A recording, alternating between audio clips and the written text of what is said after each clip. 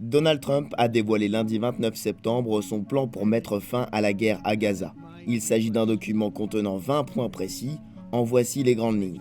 D'abord, le projet prévoit un cessez-le-feu immédiat dans la bande de Gaza dès que les deux parties acceptent le plan. Ce serait la fin de l'offensive au sol et des bombardements. Dans les 72 heures suivant l'acceptation de l'accord, tous les otages israéliens, vivants ou décédés, seraient rendus.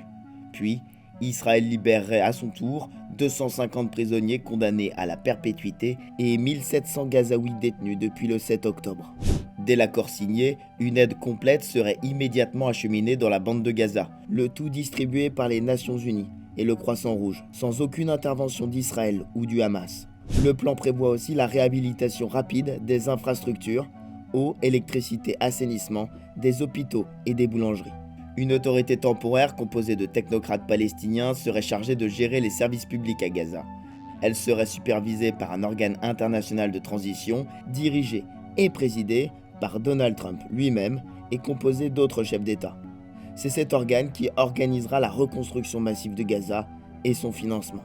Le projet assure qu'aucun civil gazaoui ne sera forcé à partir de l'enclave. Il prévoit un retrait progressif des forces israéliennes, d'abord jusqu'à la ligne jaune, puis la rouge, puis autour de la zone hachurée.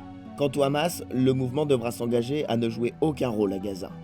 Toutes ses infrastructures militaires, y compris ses tunnels et ses sites de production d'armes, seront détruites.